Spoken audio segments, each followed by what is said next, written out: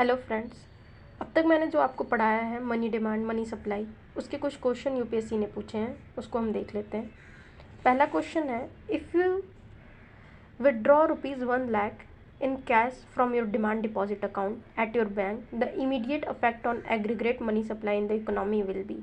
कह रहा है कि आप 1 लाख रुपए अगर कैश के रूप में अपने डिमांड डिपॉजिट मतलब कि जो आपने बैंक में डिपॉजिट किया है, जिसको आप कभी भी विड्रॉ कर सकते हैं। मतलब आप समझ लो एक एटीएम को, ठीक है, आपने 1 लाख अपने बैंक में डिपॉजिट किया, आपने एटीएम से 1 लाख तुरंत उतार लिया अपने करंट अकाउंट से, तो उसका इमीडिएट इफेक्ट क्या होगा मनी सप्लाई पे। जो इकॉनमी में मनी सप्लाई हो रही है उसका इमीडिएट इफेक्ट क्या होगा। क्या वो घट जाएगा 1 लाख से, या वो बढ़ जाएगा, मतलब मनी सप्लाई हमारी इकॉनमी में, या वो उससे भी ज़्यादा हो जाएगा, या वो अनचेंज रहेगा।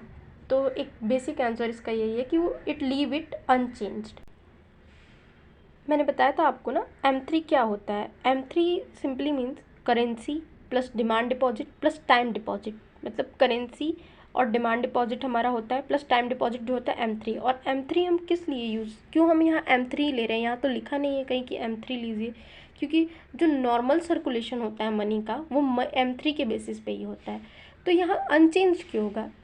एक बेसिक चीज़ है कि जब करेंसी भी उसी में आ रही है M3 में भी, और डिमांड डिपॉजिट में भी M3 ही आ रहा है, तो 1 लाख हम डिमांड डिपॉजिट से निकाल के अगर करेंसी के फॉर्म में भी रख लेंगे तो क्या चेंज हो जाएगा M3 में। वो दोनों तो एक ही में इंक्लूड है ना, एक ही अल्टरनेटिव में इंक्लूड है।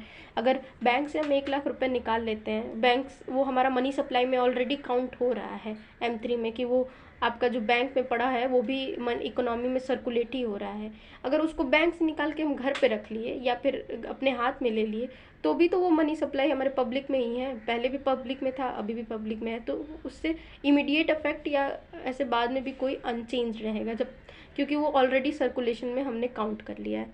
नेक्स्ट आपका क्वेश्चन दिया है, the money multiplier in economy increases with which one of the following. ये 2019 का क्वेश्चन है, तो इसका करेक्ट ऑप्शन होगा increase in the banking habit of the population. अच्छा, क्यों। तो सिंपली मीन्स कि जितना आप बैंकिंग में इन्वेस्ट या जमा करोगे, इन्वेस्ट करोगे, ठीक है, तो जितनी बैंकिंग एक्टिविटी बढ़ेगी उसी से तो मनी मल्टीप्लायर होता है। मैंने आपको पढ़ाया था कि बैंक जो है 1000 रुपीज़ जमा करती है, फिर उसको 20% अपने कैश रिजर्व में रखती है और 80% जो है वो एज ए लोन एक्सटेंड कर देती है। तो जितने लोग उसमें डिपॉजिट कराएंगे वो उतना लोन एक्सटेंड करेगी, उतना रिजर्व रखेगी, तो उसका मनी मल्टीप्लायर उतना बढ़ता जाएगा। तो सिंपली मनी मल्टीप्लायर किससे इंक्रीज होता है, जितनी बैंकिंग हैबिट जो है, जितने पॉपुलेशन और बैंकिंग हैबिट को अडॉप्ट करेगी, उससे क्या होगा, हमारा मनी मल्टीप्लायर बढ़ेगा। तीसरा आपका क्वेश्चन दिया है 2012 का कि which of the following measure would result in an increase in the money supply in the economy.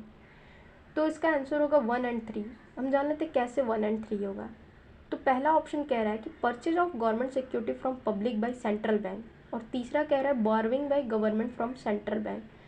तो अगर जो सेंट्रल बैंक है वो पब्लिक से अगर सिक्योरिटीज़ खरीदती है, अगर गवर्नमेंट सिक्योरिटीज़ खरीदती है, तो ऑब्वियसली बात है ना, जब बैंक जो है गवर्नमेंट सिक्योरिटीज़ हमसे खरीदेगी तो हमें क्या देगी, पैसे देगी, और हाई पैसे देगी, हाई रिटर्न देगी।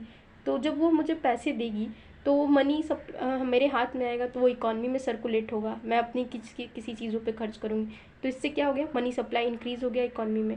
जब भी डिफ्लेशन की सिचुएशन होती है, जब भी इकॉनमी में मनी की कमी होती है, तो गवर्नमेंट यही करती है कि जितने भी सिक्योरिटीज़ रखे हुए हैं पब्लिक के पास, उसको वो ख़रीद लेती है और मनी सप्लाई को बढ़ा देती है इकॉनमी में। और वहीं अगर इन्फ्लेशन होता है तो क्या करती है कि गवर्नमेंट सिक्योरिटीज़ जो है सेंट्रल बैंक बेचती है, जिससे कि लोग, और वादा करके बेचती है कि हाई रिटर्न हम आपको इसका देंगे, जिससे लोग जो है अपनी जो मनी है वो जमा करा लेते हैं और गवर्नमेंट सिक्योरिटीज़ खरीद लेते हैं, उससे इन्फ्लेशन कंट्रोल होता है। बट यहाँ पे हमें क्या समझना है कि क्यों, मतलब परचेज करती है गवर्नमेंट सिक्योरिटीज़ जिससे कि मनी सप्लाई बढ़ जाए। और तीसरा ऑप्शन कहा है कि borrowing by government from the central bank. जब अगर सेंट्रल बैंक से गवर्नमेंट जो है एक्स्ट्रा पैसा लेती है, जब वो एक्स्ट्रा पैसा लेगी तो इकॉनमी में ही खर्च करेगी, तो उससे भी क्या होता है, मनी सप्लाई इंक्रीज होता है। तो 1 और 3 इसका करेक्ट ऑप्शन है।